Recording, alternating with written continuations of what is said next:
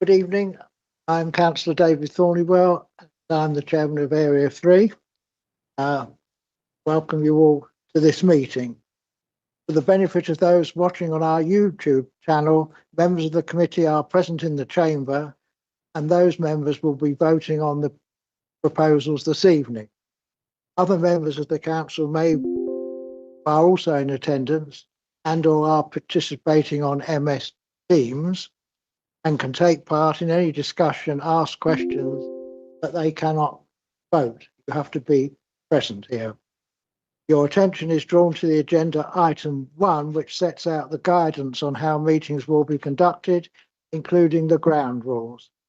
Your attention is also drawn to the rules for public speaking in respect of planning applications and committee procedure rules in the council's constitution, which apply to this planning committee meeting.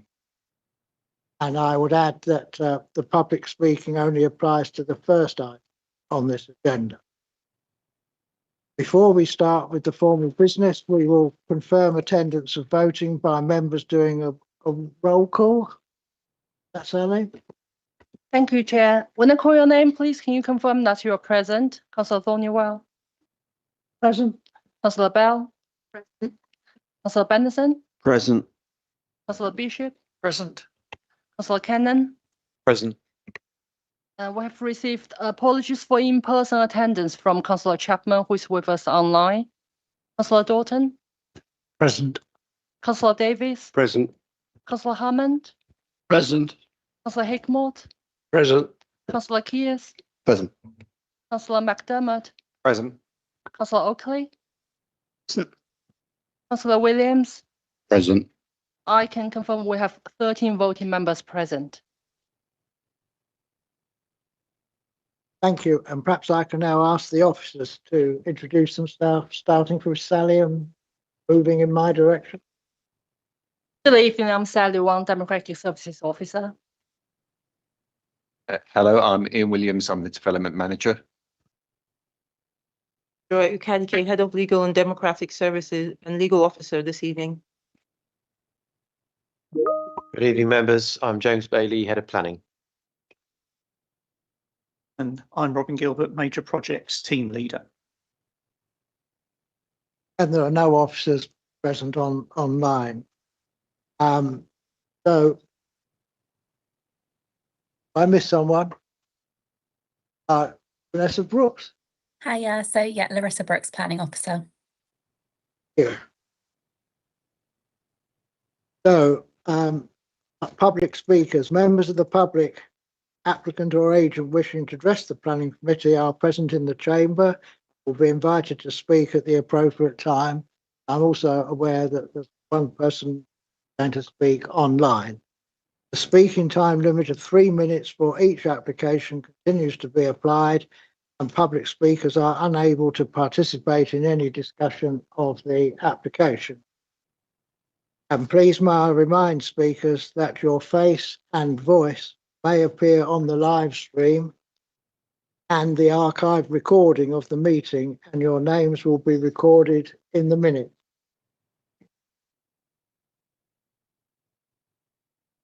That better? So are there any apologies? We have received apologies for in-person attendance from Councillor Chapman. Don't think there are any other apologies from all. Are there any declarations of interest from members? No, take it there are none.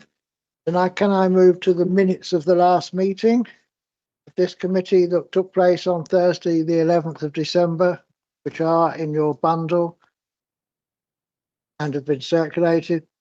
Can I sign those as a correct record, please? That's agreed. Thank you.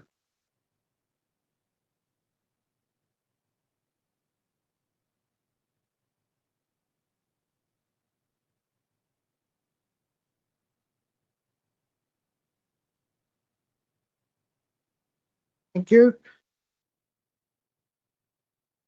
And can I refer to the glossary and supplementary matters? And there is a supplementary report which you should have seen in relation to the first planning application. So I now come on to the first application, which is land at Bunyards Farm, Beaver Road, Allington, Aylesford. And I would ask Robin Gilbert if you'd be good enough to do a presentation, please. Robin.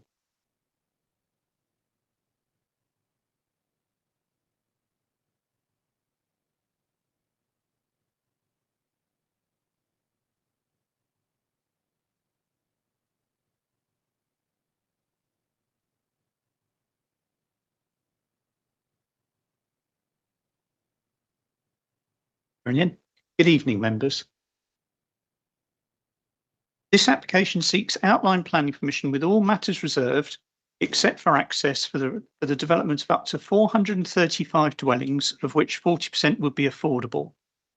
The development is in outline form, which means that the application is dealing with the principle of residential on the site, with only the details of the access for consideration at this time.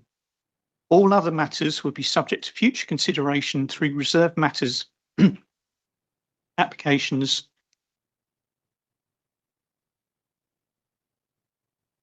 And so the application is proposing up to 435 dwellings, affordable housing, up to 5.46 hectares of open space on site, with a new access being created from Beaver Road and a secondary access from Castor Park.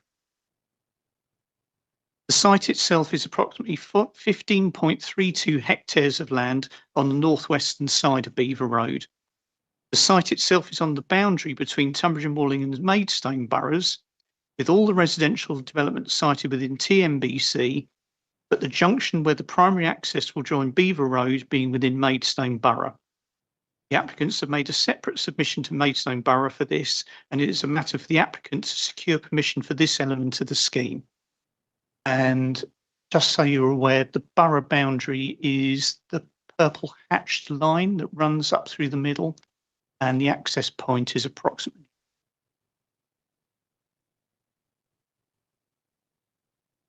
As set out in the report, the council cannot presently demonstrate a 5-year housing land supply, which means that the presumption in favour of sustainable development tests set out in paragraph 11 of the NPPF fall to be applied. The detailed discussion on this is contained within the report, but in summary, the application falls to be assessed under Part D of paragraph 11. No policies in the framework that protect areas or assets of particular importance provide a clear reason for refusing the development proposed. The site is not within national landscape or green belt. Development does not adversely impact designated heritage assets, and the site is not in a flood risk area. For this reason, the presumption in favour of sustainable development set out in the second part of paragraph 11D re-emerges, and therefore the assessment of the application is taken within the context of the tilted planning balance. The site is bounded by the railway embankment to the northwest, the Castor Park development to the northeast, existing development within Maidstone Borough to the east, and the Crowdace development to the south beyond the line of mature poplar trees. Beyond the railway line lies the White Post Field site that is also currently under construction. The landscape constraints mean that the development on this site would not have an adverse impact on the wider landscape character of the area, with the site being viewed in the context of surrounding development and the railway embankment forming a defined boundary. The site is a draft allocation within Regulation 18 Draft Tunbridge and Malling Local Plan 2024 to 2042, and whilst this carries no weight in the assessment of the application, the evidence base is material, and the landscape and visual impact assessment undertaken for the Reg 18 plan concludes that developments at this site would not be detrimental to the overall landscape character. The layout of the proposed development is not for consideration under the current outline application. However, the application is supported by a series of indicative plans that sets out how the development could be accommodated within the site. These indicate that the development will be set in from the edges of the site with open space and landscaping surrounding. The brown area marks the area indicated for the residential development, and the green being the landscaping and open space. The open space infrastructure will comprise a mix of natural and semi-natural green space to the northwest, southwest and southeast boundaries, retaining the copse of TPO trees with amenity green space within, including appropriate play provision. So the natural and semi-natural green space is the very dark green around the site. The TPO is marked in red, and the lighter green marks the amenity green space areas. Indicative building densities that show that the built form will be lower densities to the edges of this site, building up towards the centre and north. And the colour is effectively, the darker the colour, the more dense the development. Building heights would be predominantly up to 2.5 stories, except for 3-storey areas towards the centre and north of the site that would be 3-storey. The access arrangements to the site will be via a new vehicular access from Beaver Road to the southeast, with a secondary access from Castor Park in the northeast and pedestrian access through the site linking to the Crowdace development to the southwest and onwards to Barming Station. The access from Beaver Road would involve the realignment of the existing carriageway close to the junction with Juniper Close. The development has been fully assessed from a highways perspective, and it's concluded the proposal would not have an adverse impact on the surrounding road network, with the works listed in the report being required to be undertaken prior to occupation. Developer contributions towards the improvements at Barming Station and bus service enhancements are also secured as detailed in the report. The developer will also provide a cycle route along the A20 towards Maidstone via a Section 278 agreement. However, this is outside the borough, and the final design details of a discussion with MBC and KCC. The secondary access would link onto the Castor Park development in the location shown. So you can see the end of the roadway at Castor Park, which is currently under development. That will continue through to form the secondary access point for this overall development. The site has been subject to a request for an additional TPO. However, given the quality and quantity of the trees on the site, is not considered appropriate to extend the area covered further. It's already done so.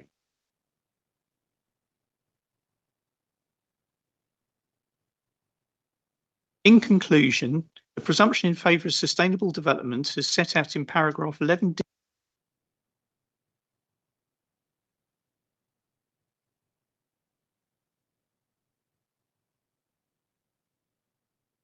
Whether or not there are any adverse impacts of granting planning permission that would significantly and demonstrably outweigh the benefits when assessed against the policies in this framework taken as a whole. The proposed development would provide a policy compliant development of up to 435 residential dwellings. It would also provide 40% affordable housing on site, which would contribute towards addressing a recognised need for affordable housing in the borough. Overall, and for the reasons set out throughout the report, it's considered there would be no adverse impacts of granting planning permission for the development that would significantly and demonstrably outweigh the benefits that the development would bring when assessed against the policies in the framework.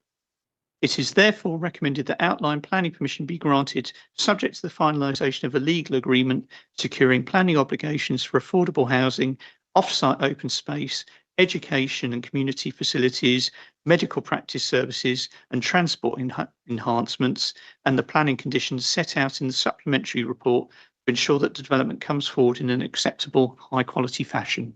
Thank you. Thank you very much. I will now turn to the public who have given notice they wish to speak.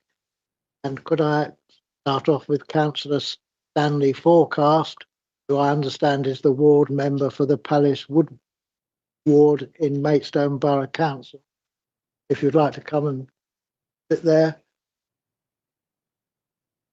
press the button. That's right, and you've got 3 minutes when you start. Brilliant. Thank you, Chairman, and good evening, councillors. Thank you for having me here tonight. It's taken a long time for this application to get to this stage, and I wish to begin by saying a huge thank you to all the residents and campaigners who supported the Village Green application last year.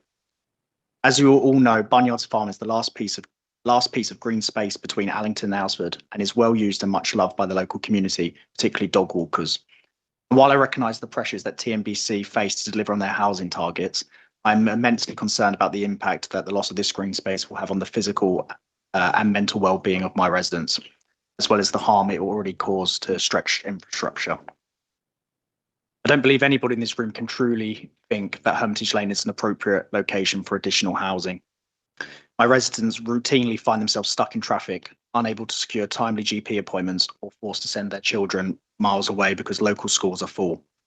Everyday life is hard at the moment for most hardworking people, and insufficient local infrastructure as a result of overdevelopment is fundamentally damaging quality of life. It's worth noting that Maidstone Borough Council, as a statutory consultee and the authority in which the access road officially lies, has objected to this application in their response to the draft TNBC local plan, and also hasn't considered this application itself. The current position of the Highways Authority in raising no objection to this scheme is also deeply troubling. Residents rightly question how additional traffic can be accommodated without worsening congestion on already notoriously bad Hermitage Lane. I also have specific concerns about the proposed use of Castor Park, a road KCC itself has not adopted due to safety concerns, as a formal secondary access.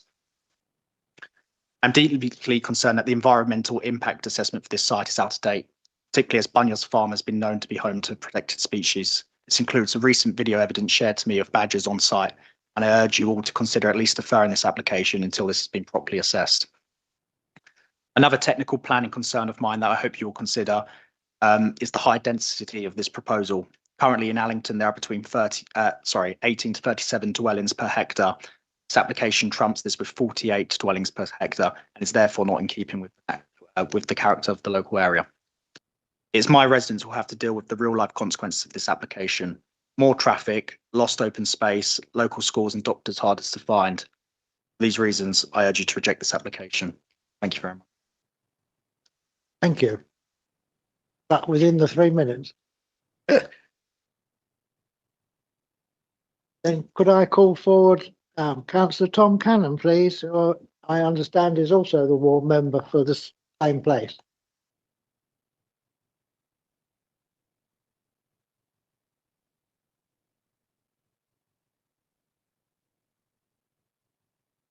Chairman, members of the committee, thank you for your time this evening. It's good to be back at Area 3. I wish to raise a number of concerns on behalf of my Palace Wood Ward residents who will be most affected by this proposal. Firstly, members are aware that this land was subject to a recent Village Green application. Although it failed, it demonstrates how highly this space is valued locally. In reality, it has functioned as an informal green space and amenity for years. Nearby residents, this is not development on a blank field. It is a permanent loss of amenity and some of the last green space in the area. With on-site open space already falling short, that harm is not mitigated in this proposal. Secondly, we are aware that London Road and particularly Hermitage Lane are already operating beyond capacity. What were once routine journeys now regularly take 40 minutes to an hour at peak times. Where a route is already at failure point, even some additional traffic is a material change. Mitigations in the report do not go far enough, particularly to the north of Hermitage Lane. The report relies on a financial contribution towards the improvement of the A26 Fountain Lane Tunbridge Road junction, but this is merely a contribution to a fund and not a requirement that actually works, with works being designed and ready to be delivered. Thirdly, I want to address the emergency access and the impact on the hospital. You will know that Maidstone Hospital is the home of the stroke unit for this part of Kent, and response times are critical. I could not see in the report anywhere where the hospital had been specifically consulted on the congestion element and the impact on medical staff. The absence of any testing of emergency access response times and hospital impact is a material evidence gap before this committee. Finally, local residents of the North Allington Action Group have raised serious concerns about the secondary access via Castor Park. This is not a minor detail. Castor Park was built around 10 years ago with just 8 houses, and it is to my understanding that this road will never be adopted by KCC. Yet this scheme proposes that Castor Park becomes a functional access route for a development generating hundreds of additional vehicle movements. It was never designed to serve as an emergency access for refuse or an overflow route for a major development. In light of these elements, I respectfully ask the committee to refuse the application. Thank you very much. I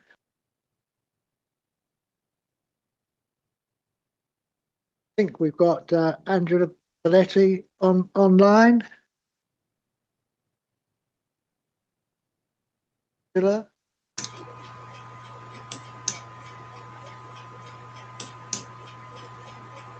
Good evening.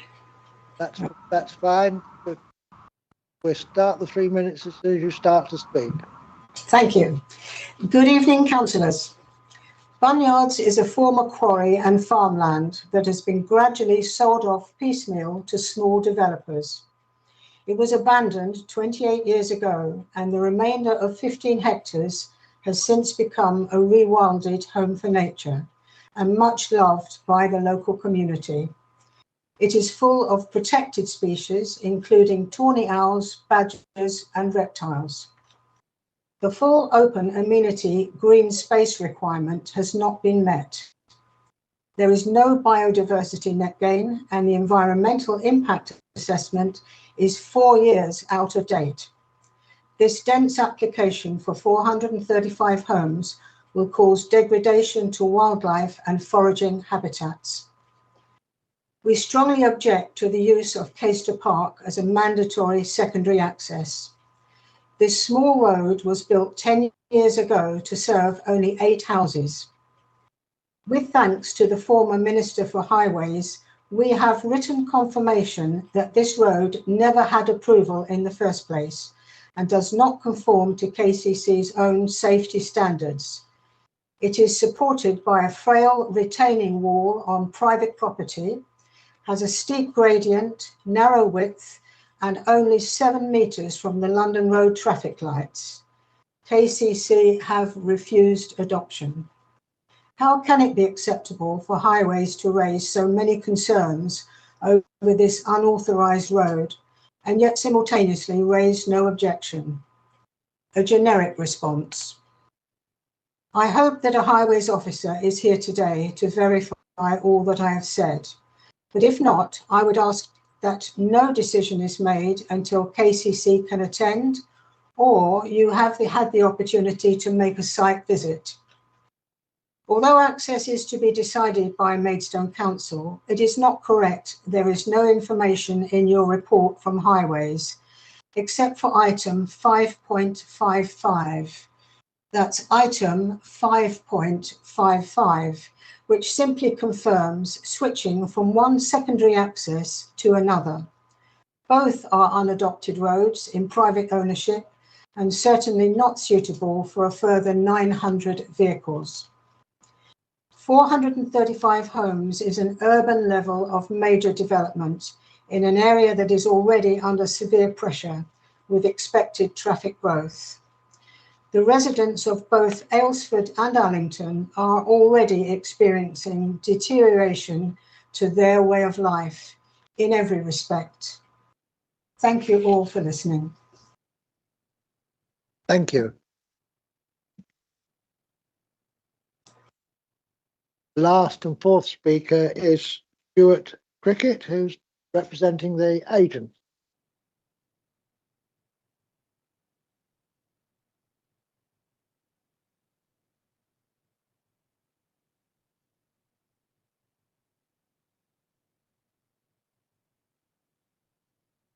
Thank you, Chair, and thank you, councillors, for the opportunity to address you all this evening. My name is Stuart Cricket, and I'm a Planning Director at Boyer Planning, acting and speaking on behalf of the applicant. Not my intention to revisit much of the content you'll have already read in your officer's report, which recommends approving outline permission on this highly sustainable site. I am going to briefly talk to a few matters that I trust will be helpful to you to support your consideration of the recommendation to approve, which is a recommendation the applicant fully supports. Firstly, the application proposes the development for up to 435 new homes, including 40% as affordable homes. The overall density of the development will be 28 dwellings per hectare, and across the site, roughly 5.5 hectares, which is equaling 36% of the site area, will remain open space. Parameter drawings in the application's DAS demonstrate the proposal has been designed starting with a firm understanding of the site and its context. Proposed development framework and parameters demonstrate a high-quality design place can be delivered, and the merits and outcomes of this approach are rightly noted throughout your committee report. With regard to the proposed main site access, which is the only detailed element of the application, this will be provided via a new access onto Beaver Road, which is a stretch of which will be realigned. Secondary access is proposed into the adjacent Castor Park development. Both the county highways and national highways have confirmed there are no grounds for objection to the proposed site accesses, nor are there grounds to raise concerns resulting from the increased level of vehicular movements within either the local or the strategic highway network. Having regard to the changes to landscape character, visual amenity, and the loss of the area of locally valued but private green space, we agree with your officer's assessments on these matters. Specifically, I refer you to paragraph 1.7 of the report, which clarifies the dismissed village green appeal, which was dismissed on all grounds, provides no basis to object to this development. As set out on pages 91 to 93 of the committee report, your overall consideration of the application is required to be undertaken in accordance with paragraph 11D of the NPPF. This requires the tilted balance in favour of granting to be applied, unless any adverse impacts of so doing would significantly and demonstrably outweigh the benefits. In summary, the extent of harms arising from the development are limited, comprising the limited and localised harm to the landscape, the loss of an area of best and most versatile land, conflict with the out-of-date spatial strategy policies of the core strategy. In contrast, it's been demonstrated the benefits of the development include the delivery of up to 435 homes in the context of the borough currently only being able to demonstrate a 2.89 years supply, and with the published housing delivery test performance at just 60%.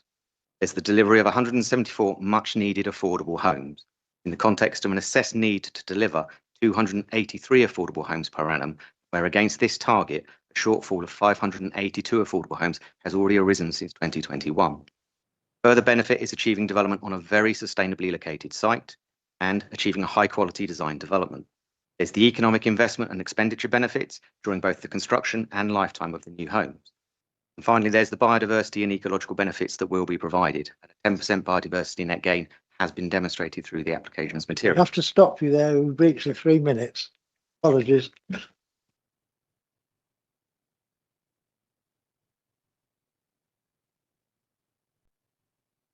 So that's all the speakers for this evening. So, local members?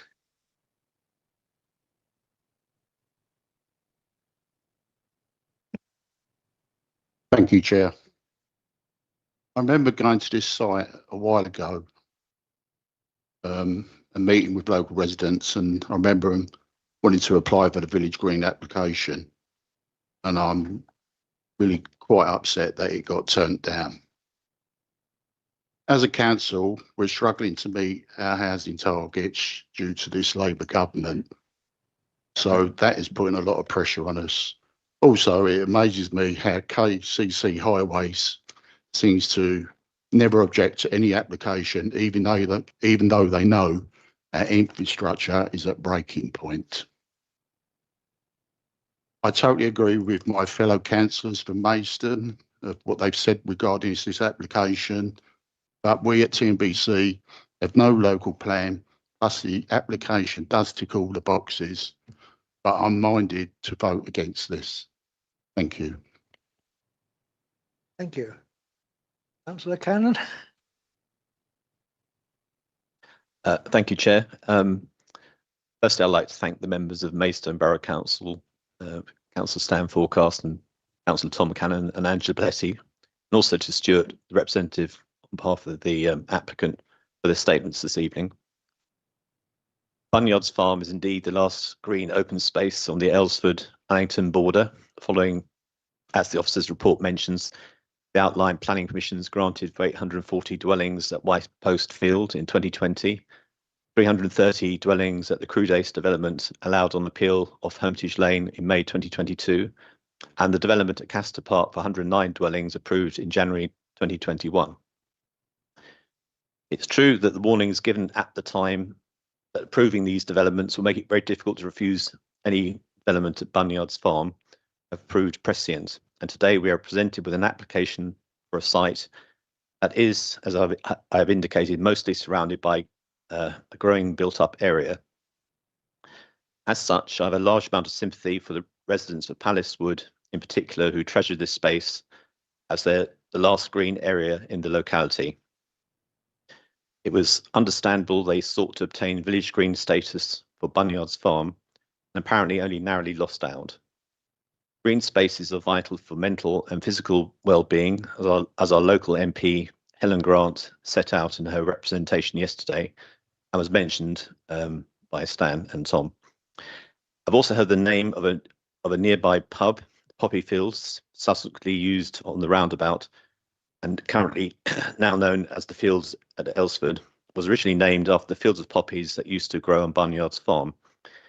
I'm pleased, though, to see significant green area and public open space remains on the planning application, albeit mainly to the southeast of the site, and that a green buffer alongside the railway line, similar in alignment to that on Castor Park, is shown on the site map. I'm also pleased to note there are provisions for new pedestrian connections to Barming Station. Nevertheless, there are also major concerns about the protected species and wildlife on the site that Councillor Forecast has also referred to. I would ask officers to address the point he raised about whether the environmental impact statement from 2022 is out of date, except regarding reptiles, which I know was looked at in last year, and whether the implications for protected species, including badgers, has been properly assessed. It may be we should consider a deferral of this application, depending on the circumstances and the reply we receive here. Our MP also referred to perennial problems with overstretched infrastructure and services, and it's difficult to disagree. I see also in the supplementary report a further representation from a local resident refers to insufficient utility capacity, particularly water pressure issues, and I'd be interested to know how these are going to be addressed. Unfortunately, despite all this, our hands are somewhat tied by the frankly outrageous housing targets imposed on us on what used to be a largely rural borough in nature by the National Labour government. They set this in December 2024. We are forced to demonstrate a 5-year housing supply, which means, I believe, and officers please correct me, this has been since updated, we are required to build 1,096 dwellings every year, and only at the moment demonstrate something like 2.9 years worth.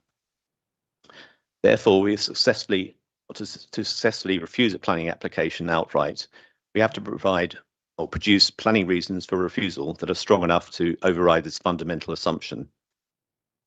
One strong reason might be highways, but KCC, as statutory consultee, has no objections, although we'll return to the subject of access shortly. Another is the loss of high-grade agricultural land, but it has to be admitted no working farmer will be attracted by this development as it's locked-in piece of land. Therefore, I find myself in a position where, although I object to the loss of the significant green site, we do need to find a clear planning reasons for refusal. However, returning to the subject of access, the supplementary report indicates the mandatory second access will be via Castor Park. Angela Pelletti, in her statement, has outlined the sustainability of using an unauthorised, unadopted road for more than 900 vehicles. The KCC report is not entirely clear on this. I understand my colleague, Dave Davis, will be speaking on this specific point shortly. As regards the conditions, if the committee do decide to approve this application, I notice, as Tom mentioned, there's an amount assigned to the improvements at the junction, the A26 Tunbridge Road and Fountain Lane. For the sake of all those who regularly have to suffer huge delays on Hermitage Lane, I hope those improvements works are carried out sooner rather than later and not just left in a fund. Monies for bus service enhancements are welcome, as I have received complaints from residents of the new Poppy Fields development on White Post Field about this. Also, it would be good to see significant planned contribution to open space and education provision. Finally, I'm interested to know what the contribution to Network Rail towards work necessary to provide an improved passengers' experience to accommodate increased use and encourage users to travel on the rail network means. Does this definitely refer to upgrades in Barming Station, as that wording seems rather vague? Thank you, and I may return later. Thank you. I think I'll ask the officers to respond to that, please. Robin? Thanks, Councillor Cannon. Works to Farming Station regarding access, cycle storage, general improvements. So it covers a wide range of points. That's why it's slightly flowery in the report. With regard to protected species on the site, there's been numerous amounts of ecological work done since the 2022 submission of the application up until last year. And as you'll see, condition 24 is attached to on the supplementary report list of planning conditions and also in the main report, but with albeit with a different number, that actually specifically sets out that further survey works have to actually be done prior to any actual development being carried out, and those details had to be submitted as part of the reserve matters. With regard to 5-year housing land supply, yes, you are right, 2.89 years. And yes, we are supposed to provide about 1,000 houses, 1,097 per year. The road improvements, as you'll see, there are conditions that actually require certain works to actually be done prior to first occupation. And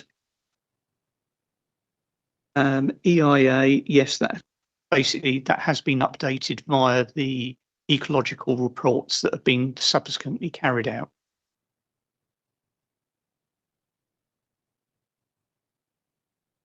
Councillor David Davis. Thank you, Chairman. I specifically want to talk about Castor Park and Lodge Close in the northeast of this development. It is specifically not in part of the project, but is a critical part of it. And the first question I have is why that is so, where it is the secondary access, which is I'm told is a mandatory requirement. But it's not part of the project, but I think we should be considering it tonight. It consists of some 16 homes, some of which belong to Tunbridge are residents of Tunbridge and Malling, and some of which are residents of Maidstone Borough Council. As such, we have our residents, TNBC residents, concerned in this. By my count, there's 9 houses in Castor Park and 7 houses in Lodge Close, making a total of 16 houses on what is an unadopted road. My experience from Peters Village is that the adopted roads are still viable, the 3 main ones going through Peters Village, but the unadopted roads are beginning to fail already. I myself, in my previous career, have designed roads, taught road design, and I've constructed roads. And there are 2 basic things that stick in my mind from 40 years ago when I was doing that. One is that the damaging power of a vehicle is proportional to the 4th power of its weight. So a domestic car weighing 1 ton is 1 ton times 1 ton times 1 times 1, making 1. A Sainsbury's delivery wagon, which is about 4 tons, is 4 times 4 times 4, 64. However, if you go to a lorry load of bricks weighing 20 tons, then you're something of the order of 160,000 times more damaging than a private car. Now, the second point I want to make is that the damaging power of vehicles depends on the number crossing. And if you have 40 per day from the existing thing, and you then take that up to 400 a day, then you're increasing the damaging power down in back.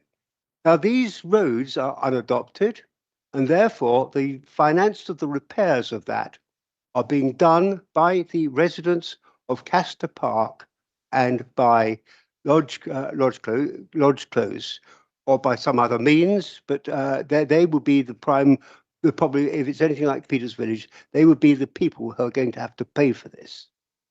I don't think it's right for us to pass that on to them.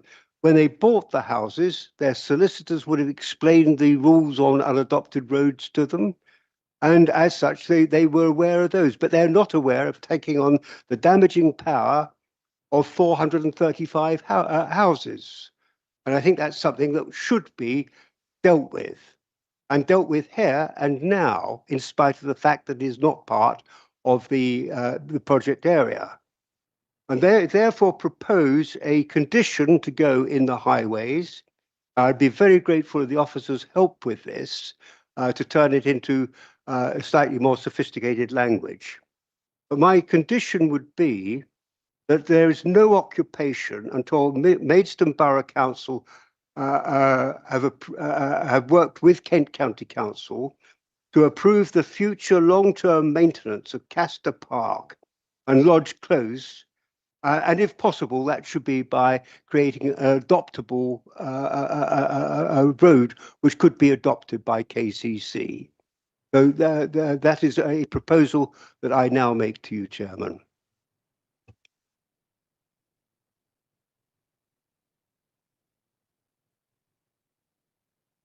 Yeah. We can't pose a requirement on Maidstone to carry out works in their borough because this is an application in our borough. So there are complications on that. Just thinking off the top of my head, were that to be sort of a requirement of members of this committee. So I'm just thinking, and obviously we do, when we apply conditions, you have to apply the 6 tests. They're reasonable, necessary, relevant, relatable, and enforceable. So we can't impose a requirement on MBC to negotiate on that basis because we don't have any enforcement powers in Maidstone Borough Council. So the top of my head, I'd need to think about that in a bit more detail, but would it meet the tests? It doesn't meet the tests of enforceability because we couldn't enforce it. So whether we put an informative on the basis to deal with that matter, but that doesn't have any power behind it because obviously we can't. There's no breach of condition notice on an informative, but we could advise that Maidstone look at that particular principle on that basis. That's what this committee minded. But as it currently stands, and I'll think about it more, I don't think it meets the test for enforcement at this stage. Obviously, let's think about it, see where the debate goes, and I can think on it a bit more. Come back.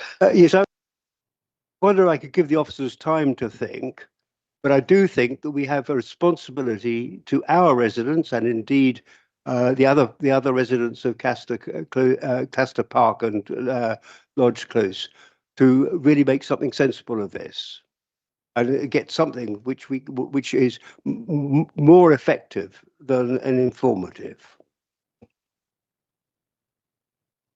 Yes. I do need to add that we are not the Highways Authority, and we do not have any control to require an applicant to take a road up to adopted by KCC. What happens is that you take a road up to an adoptable standard, so it's designed and constructed up to an adoptable standard. And as we're not the Highways Authority, there are negotiations between the developer and KCC as to whether to take that on to an adoptable standard. If it's not taken to adoptable standard, then that obviously transfers to the management company and whatever arrangements there are in the management company. But we cannot force a developer to adopt a highway, and it wouldn't meet our powers because obviously KCC being the Highways Authority, they're the ones that have the powers over adoption, and we're not the Highways Authority on that basis. So you can't conflate the two areas. We're responsible for our legislation, highways are responsible for our legislation, and we can't impose conditions that require them to do something effectively unless they've requested it through a 278 or Section 38 agreement. But let's, as I said, I think Councillor Davis, I think we'll think on that. I know where you're going. I'll think on that further as the debate continues. and we can come back to that as the debate progresses. I'm very happy to leave it to for the officers to think on. I'm very happy with a financial solution which will mean that the people who are responsible for that at some future stage can have some access to funds to do the work. But I'd be grateful if the officers could just do something, and if we could return to this later in the debate, please. Perhaps I should comment here because it was raised by one of the speakers. We don't have representatives of KCC Highways come to these committees. They don't come to, as I understand it, any committees in Kent as a matter of policy. Councillor. Thank you, Mr. Chairman. Just for clarity, I was under the impression that Maidstone Borough Council control the access and it will be coming to one of their committee meetings. Is that correct? Yes, it is. It is. Would it be prudent, if that's the case, that you've brought this to this committee too early? Because at the end of the day, if Maidstone Borough Council decide not to approve that access road, the whole thing's dead. Is that correct? No, it works the other way round, actually. Because we've got the development in our borough, Maidstone have to wait for us to actually determine the planning application so that they can make their decision on what they do with their part of the site. It's similar to with the Crowdace development off Hermitage Lane, where we had the access road and all the housing was in Maidstone. We actually couldn't determine that application until NBC had decided what was going on with their part. So could I come back, please, Mr. Chairman? If that's the case, can we defer this application until Maidstone Borough Council have made a decision one way and or another? No, because as the officer said, we have the majority of the development in our borough. We have the housing in our borough. So they're waiting for us to determine the application. Then they will determine the access arrangement. So we need to go first and make a decision on the application. It'll be a chicken and egg. If we defer it, Maidstone won't make a decision on the application. This application's been in since 2022. Maidstone, had they been or wanted to, as I said, they've got a more simpler application to determine on this basis. They've waited until this application has come before you for you to make a decision before they make a decision on the application. May I come back? Yes, please. I'm really disappointed in that response because of the highway issues. We have suffered badly on the East Bank. We were told by the professional highways, i.e. KCC and the developer on Peters Village, that application will produce 35 to 42% increase in traffic. Unfortunately, the professionals did not take into account that just to the north of Waldham is a massive site of Medway that use that route through Peters Village, and we've increased the traffic through our village by 2,000%. And it got to a stage where KCC openly admitted, we've messed up here, and they've actually changed the direction of the whole high street in Waldham. And so what I'm looking, and if we, does concern me about highways, you must be honest, but there are some anomalies in the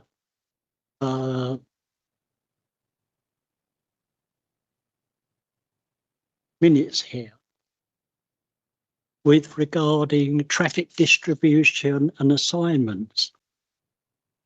Sorry, yeah. I'm just looking for. Here we go.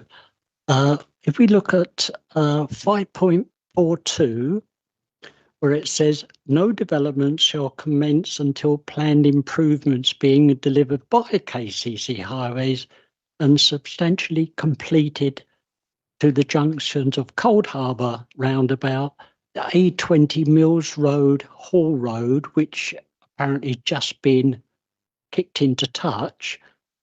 And it goes on section 6, a financial contribution of 1.2 million is required to the improvement of key junctions in Maidstone, the A26, Fountain Lane, Tunbridge Road. Yet further on in the report, that figure of 1.2 million drops to £71,589. Can you explain to me why KCC's contribution has dropped so dramatically? Because they recalculated it. Sorry? They recalculated it. What to? So to 70, from 1.2 to 71,000. So in the first place, you're trying to tell me the bits you're reading, you can't read them all as one. They're three different highways and consultation responses that you're reading from. And so ultimately, there's the first one, and then by the time you get to the end of the section on highways comments, you'll see that it's actually relating to their last comments were the July comments, where effectively they're the ones that they've made their final view on.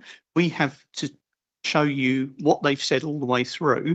Right. So it's up to KCC Highways what they actually request, but they've obviously done their modelling and their calculations, and they've based their figures on that.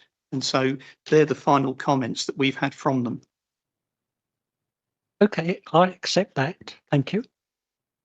No, I want to listen to the rest of the debates by my colleagues, please. Thank you.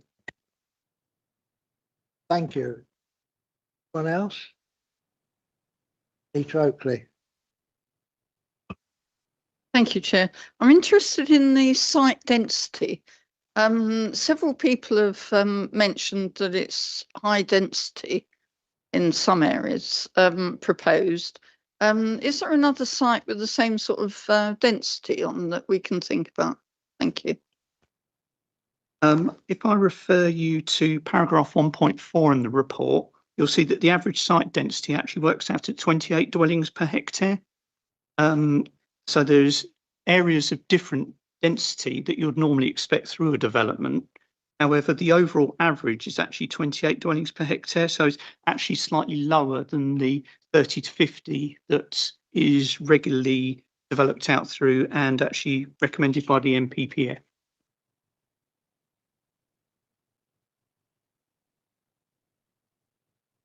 Yes, Paul Hickmott, and Thank you, Mr. Chairman. I'd just like to touch on what Councillor Dalton was saying about the volume of traffic in Waltham and how KCC completely dropped the ball on that and miscalculated it.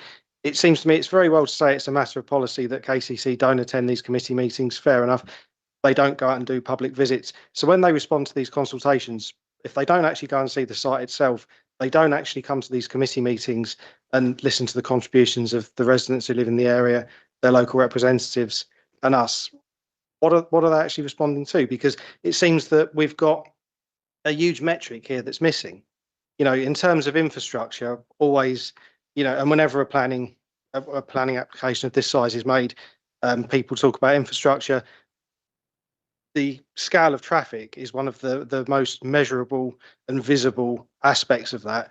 But it seems we're actually making a decision blind here, because the local residents and the local councillors are telling us that the current roads are simply not fit for purpose. KCC have said, well, they are, but KCC haven't actually been out and looked at the road in question, have they? I think it's good to give some context. I mean, for my sins, I was the case officer on Land East of Hermitage Lane, the one that Robin referred to, where the NBC did the access, and I was the officer that in Maidstone that was handling Land East of Hermitage Lane. So And I certainly know in terms of KCC are very aware in terms of the access around this site. We had lots of discussions regarding Fountain Lane. Go back to why there was probably a miscalculation. Maidstone Borough Council have been collecting contributions for Fountain Lane for a significant period of time, going back 8-9 years when I was over there and development manager. So KCC and I've had discussions with the head of transportation. We have current discussions with the head of highways. We have very regular meetings with KCC about transport infrastructure. Members of this committee will be very aware we've got the Bradbourne application, which is set for the 9th of March, coming to this planning committee.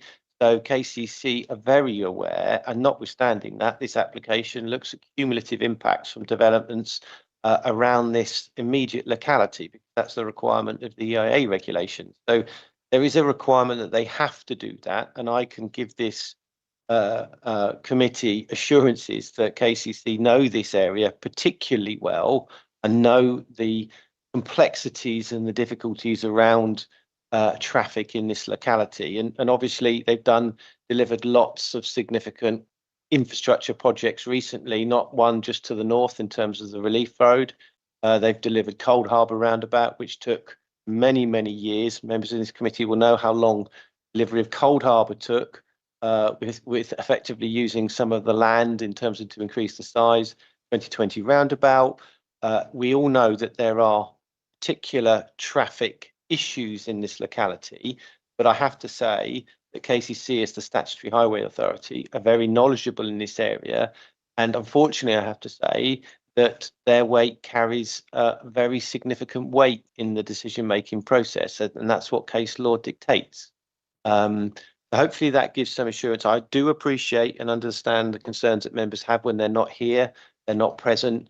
You can't interrogate them, ask them questions. I understand the sentiments on that. But unfortunately, we have to live in that position. We can't force KCC to come here, but you do have to give very significant weight to their decision. And in this case, they're saying that they're raising no objection.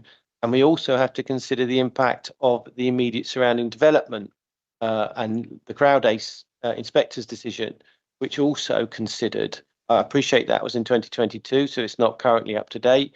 And also that was when Cold Harbour hadn't been delivered. Also, you've got the Relief Road that's coming on stream, and this application seeks to no occupation until that is being delivered. So there are lots of conditions and requirements that they're put in place to act as mitigation before this development comes on stream. And I think members of this committee, unfortunately, have to give that very significant weight. And of course, the county council are told not to refuse applications unless the traffic impact is severe, in inverted commas. Anyway, you want to come back? Yeah, just briefly. Thank you, Mr. Chairman. I appreciate the position that the officers are in, but to be honest, I'm minded to vote against this, or at least seek a deferral based on it's not just the major road access that you're talking about, but the local road situation. And as a resident of Waltham, I know what it's like when this goes wrong, and KCC do get it wrong, and that is demonstrable. So on that basis, that's how I'm minded at the moment, and I look forward to following the rest of the debate. Thank you. Thank you. Anyone else? Councillor Hickmott next. Just one or two little observations. Not here to bash KCC in particular, but KCC had a traffic study for the KFC in Stodden that wasn't for that area. It was somewhere in North London. I didn't object to that. Our bypass was blocked, and it took them 3 or 4 days to realise that HGVs were going down the Malling Road, which is not where they should be going, and it was a massive traffic jam. My observation is development's been going on for a long time in the Midway Gap area. Although the borough doesn't fulfil its proposed development numbers, and it hasn't been for quite a while, it seems to be fulfilling in the Midway Gap area. And I'm absolutely sure this area is becoming overheated. The traffic is horrendous, and you're talking everywhere, not just this bit. So if this development goes ahead, that's another 470 odd vehicles on the highways. We know there's issues, there are utility issues that we can't address through planning, which is absolute nonsense. We also know that we haven't got a local plan. Well, that wasn't the present government's fault. That was the council's fault at the time. So I think people ought to look at themselves and think about that. That puts us in a very poor position with this. If they go to appeal and we haven't got a local plan and we're not fulfilling our numbers, we're in not a very good place. Well, yeah, what was said about the access, that's ludicrous. That should be sorted out. If you've got that amount of vehicles going in and out, that should be sorted out before it's developed. I'm not sure we can stop it. And if they go to appeal, I'm pretty sure they'll get it. Thank you. I'd just add, of course, we recently had the planning appeal decision at Ivy Farm, which some of us fought as best we could. And it's quite clear there that if you haven't got the numbers, you haven't got an up-to-date local plan, you're sunk. I mean, that's the inspector went along to quite a degree to members' arguments about heritage, which don't apply to this site. But she clearly decided on the planning balance, we haven't got an up-to-date local plan, but more, and we haven't got a 5-year land supply. And all inspectors, if you haven't got those things, unless they can find, in effect, exceptional circumstances, they will allow the appeal. But I'll ask the officers. Oh, I agree, Chairman, what you said. I mean, you're in significant demonstrable territory. Paragraph 11, we haven't got a 5-year housing land supply, on 8-year 9 supply. We're in housing delivery test territory as well. Our performance over recent years has been poor, and it's a very high bar. And given the fact that this is almost an island site, Maidstone have pushed development right up to TNBC borough boundary, and that has been accepted by inspectors for their 2017 local plan. And Tunbridge and Morling has to meet its housing land supply. There isn't, the government doesn't say we would like you to. Government says you must meet your housing land supply. So we have got to meet 1,097 dwellings over our plan period. This is a site that is set out in the Reg 18, and that's been assessed by all the Reg 18 evidence that you've already seen. Whilst I'm not saying you're applying weight to that allocation, the council has to meet its housing land supply. Every implication at committees where we've got Reg 18 sites that seek to meet that need have implications on our local plan going forward. I appreciate you have to look at this application on its each individual merits, but there's no highways objection, there's no statutory consultee objection on the development of this site. And therefore, if it went to appeal, and I know one member did say that I'm minded to defer, let's not forget the applicants have the right to appeal for non-determination on this application. I think they've been waiting for 2 years, waiting to progress the village green status. I think that's probably a sensible option to go forward, because that doesn't stop you making a decision on a planning application just because there is a village green application going forward on it. But I can see the nervousness without a decision on that coming before committee, and members would say, well, I want to know the outcome of that. But it doesn't stop you in planning purposes just because there's a village green application. So I think the applicant has waited for that to be resolved, sought to address all the matters on this application, and this application has been, in the planning process for well over 3.5 years now. I think any further delays, to my mind, is going to put the applicant in a very difficult position. So I, given on the basis what's on the papers with no objection from a statutory consultee, as an officer view, it's difficult to come up with grounds to refuse this application. But I will come back to sort of Councillor Davies on his point, because I think we have an answer on that particular point. Having discussed it with Robin, this is only a secondary point of access from Castlereagh. So on that basis, that's tantamount to almost an emergency access. So we don't see any reasons why we couldn't put details and measures to control access on that point to be only used as an emergency access, with details to be submitted to and approved by the local planning authority on how to prevent access, or how to prevent vehicular access using that right. We wouldn't want to stop pedestrian access, but vehicular access. And I'm probably more like going down some proposals like ANPR or something that effectively stops it being used by vehicles for that purpose. So I think would that meet the tests? I think that could be a reasonable prospect to put forward. What we'd need to do is when we're drafting, we'd ask for delegated authority if you're minded to approve on that, to draft a condition. I wouldn't want to draft it now in front of members on that basis, but I would ask for delegated authority to the Director of Housing, so Planning, Housing and Regulatory Services, to draft that condition, secure its use only as an emergency access, and details of how to prevent access on by normal cars without on an emergency on that point. So that's what I think is reasonable and could meet the tests, and I think addresses the concern and legitimate concerns I think that you raise on that point. I think it's something that we could secure. Davis.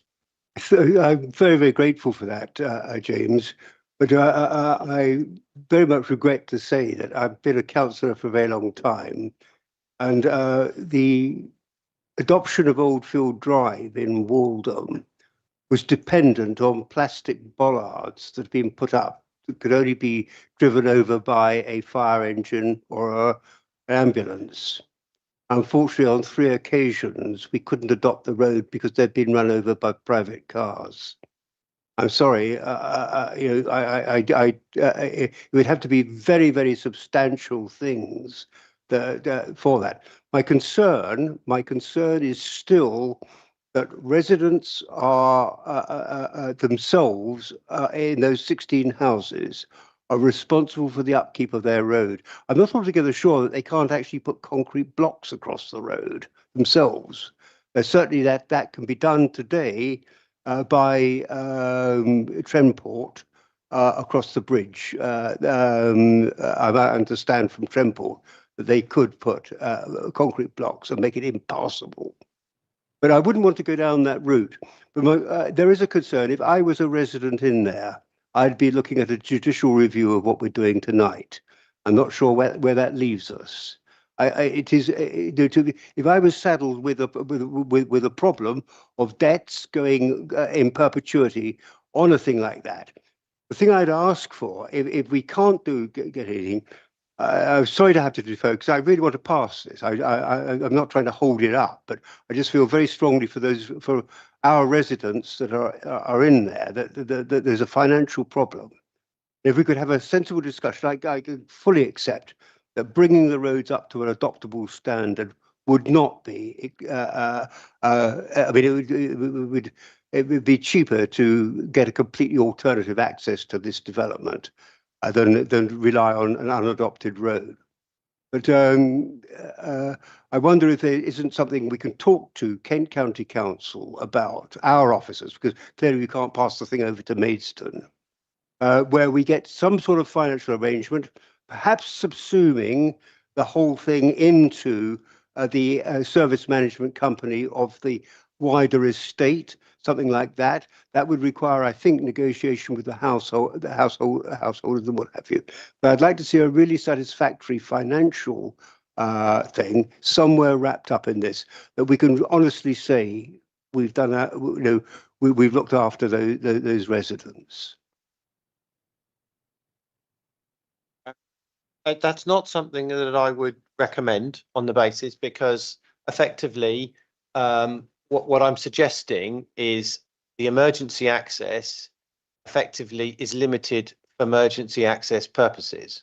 So what you're asking us is to negotiate something on a management company. You may never get a surety, you may never get agreement, you may never get financial contribution There's no guarantees on any of those points.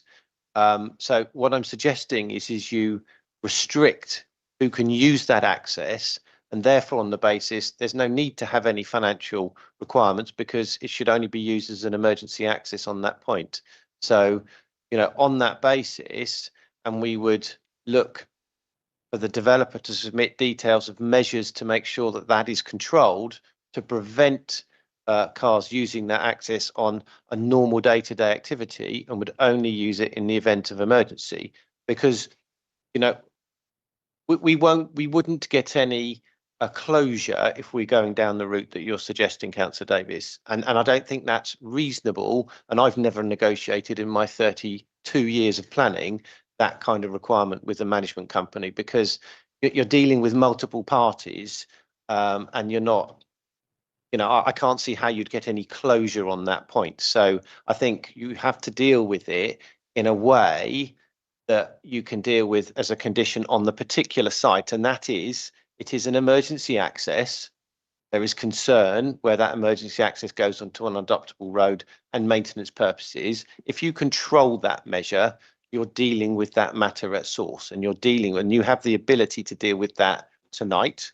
I'm not saying, if you're concerned about having some oversight on it, it could be delegated to the Director of Planning, Housing and Regulatory Services in consultation with the Chairman to make sure that the Chairman sees what is being drafted on that basis, and therefore you're effectively delegating that to the Chairman. But I would strongly advise against going down the route that you've suggested, and negotiating with the residents and the association on a financial contribution. I don't think that's deliverable. And if I'm very honest, I think the applicant would make choices as to whether they decide to appeal for non-determination, because how long could that go on? It could go on forever and a day.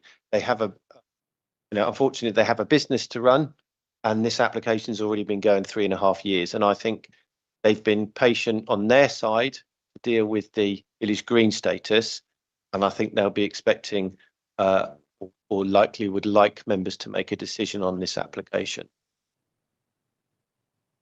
Well, in that package, my problem is perpetuity. I think that if we can restrict it purely to emergency access for the 999 services, and then the other good one, but on the day, let them explain that in court. But in perpetuity, one will want some pretty hefty policing on that, by which one would mean some sort of CCTV or something like that. Would that be possible? What I think KCC's, and we defer to KCC because effectively they'd be the monitoring authority on that basis. What they're normally looking at is ANPR, and how you'd run an APR. But obviously that's a discussion that we'd have to look how we put that into a condition, how we frame the condition. I know in terms of you use ANPR on bus gates, they don't like sump busters anymore. They're prone to breaking down. They're more around the deterrent factor. So as I said, if you didn't deal with it by condition, by negotiation, it could take a very long time. A condition enables a decision to be made, and it enables further discussions to be had on the appropriate wording. And we would discuss that with KCC. Obviously, if members agreed this tonight, there's a section 106 to negotiate. There's heads of terms that you got on your papers in front of you. So there's a period of time that we would get that condition drafted up, agreed with KCC on the preferred approach, and obviously, before any decision is issued, because we've got that period of time to negotiate on the 106, and I think that gives us sufficient time to get appropriate wording agreed with the Chairman. And as I said, that wouldn't be next week, it would be over a period of time, so we're satisfied that meets the test. I think that's probably the best we can do, isn't it? I was going to say, I think that is the best we can do, Yes. given the circumstances. So we would definitely get a condition in. Do you want a proposal that we accept that as a condition? Yes. Who proposed that? I'm very happy to propose that. And I'll second that from the chair.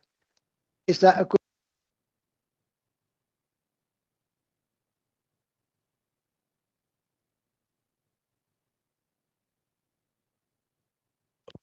Thank you, Chair. Earlier, James, you were speaking about our lack of 5-year supply, and you also mentioned something about we were being looked at, considered. You made a statement at the after you mentioned about 5-year, which to me it was implying that some outside bodies are looking at how we're conducting our planning situation. If I did, Erez, I don't think I remember saying that, but we're not being looked at. I mean, obviously, you know, if we decided to not progress a local plan, then obviously the government would look at, because as I previously said to him, they're saying you must deliver. And if you don't deliver a local plan, or we decided to sort of pull a local plan and not progress one, then the government are very likely to intervene, because they're very keen to make sure councils crack on with their local plan, to put it bluntly. So we're not under any intervention, but obviously the key issue is we haven't got 5-year housing land supply. Yeah. Sorry if I misunderstood that. We've had 2 recent planning applications come to this committee. We turned down the one just before Christmas, got this one, and we're going against the officer recommendations each time. We know that we have no 5-year land supply. We're on a hiding to nothing. It isn't only this government that's telling us how many houses we had to build. The previous government was telling us how many houses we had to build, and if we didn't do it within the time span, we were in trouble. We're under financial pressure, and we are sitting here tonight looking at some members thinking, oh, well, we'll take the risk of a appeal and have another massive bill. And I can't believe, whilst I don't like all this housing that we are getting, we can't stop governments telling us what to do. And that is what is happening. But we cannot adopt a policy of, oh, well, we'll just spend the money and fight it, because we've got no grounds. We want to fight it on transport. We don't have our own transport specialists. We rely on Kent Highways, and yes, frustration. Yes, we know that Kent Highways have had bad responses and bad comments. And we know that we will be stuck in a traffic jam in Hermitage Lane tomorrow. But we cannot keep turning down officers' recommendations when they've done all the due diligence. And as James says, the applicant's been waiting since 22 for this. I'm sorry, I don't really want to do it. If I could abstain, but someone has got to go along with this, because we don't have any argument, and there's no argument coming from anybody which would be sustainable. And I regret that we do have to accept this proposal. I agree with the general thrust of that. I think you've done the best you can in relation to the condition which members have accepted. So I'll make myself unpopular. And just say to the residents here that what Tim has just said is the case. We don't have a local plan. We don't have a 5-year housing supply. And as I've said before, all the cases recently, 40 acres, Ivy Farm, they all, in my opinion, went down the drain on that ground. And of course, if we delay, then you end up in the situation as to what happened in Eccles, where we got done for a lot of cost, and that was caused by delay. So I'm going to risk it and propose from the chair that we approve the application as recommended in the supplementary, and plus the additional condition that's been suggested to be subsequently worded by the officers in consultation with me and the vice chairman if he wished. So I propose that from the chair. Can I ask for a seconder? Seconded by Tim. Yes. Can I just ask one question? Yeah. KCC, can they put cameras up on unadopted roads?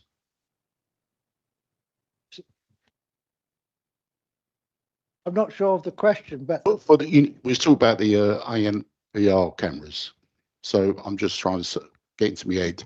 Can KCC actually put them cameras up, say like on that unadopted road? Or am I getting in the wrong place?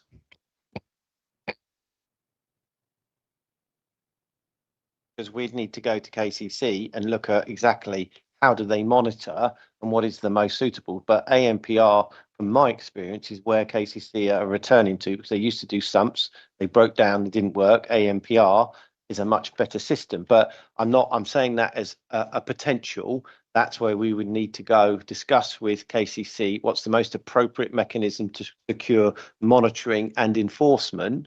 And obviously, you know, positioning of where those cameras could go on the existing site within the red line, wouldn't necessarily go on in terms of on that land. So there's certainly a way that you could deal with it, but you know, we wouldn't be securing that now, because that would be for the developer to go away, work out a solution how it's going to work, probably in consultation with KCC. We'd secure it by condition to say this is what you must do, no occupation of the site until such time as these details have been submitted, approved and installed. So we would frame the condition on the basis that they couldn't occupy.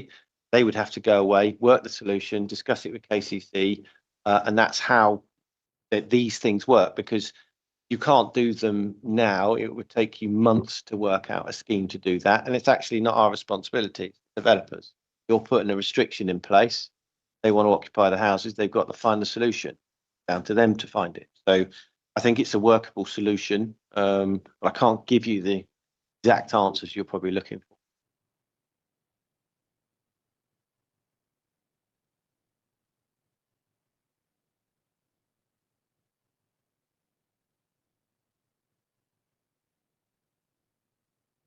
is there any more debate on the proposition we put forward?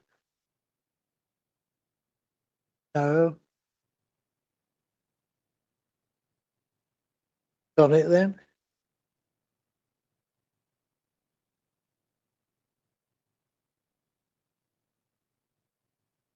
And so now members are going to vote on this proposal to approve with the additional condition just mentioned by James Bailey, and is proposed by the chair and seconded by Councillor Bishop.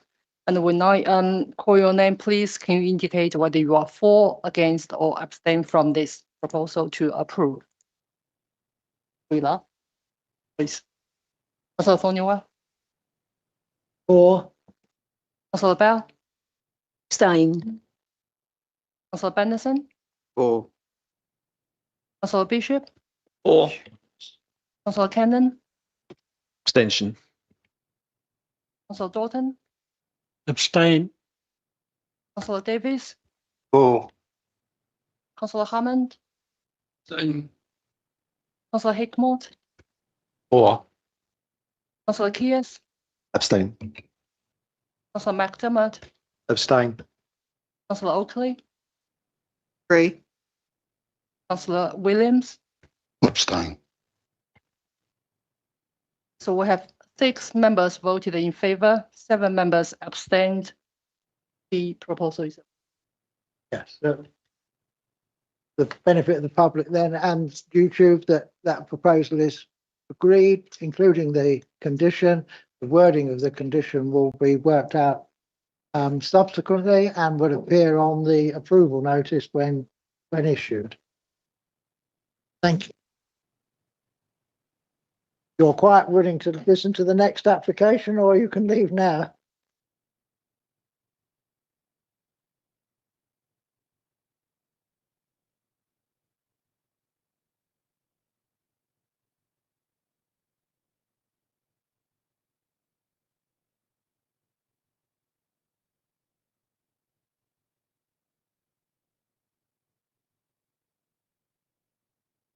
Right, we now go to the application of Hallsfield Road, and which came to the last meeting of this committee, and there is a legal report attached to your papers. And if you wish to discuss things relating to that, I'll have to go into private. Des has indicated to me that he did want to question things in the legal report. And that being the case, I would propose from the chair that we include the press and public, because we're about to consider legal advice. Is there a seconder for that? Seconded by Roger Dalton. Is that agreed? Okay. If the public would be. Yes. Yes. So members are now got an ability to question the legal report that's in the papers and not before you, because it's a restricted item.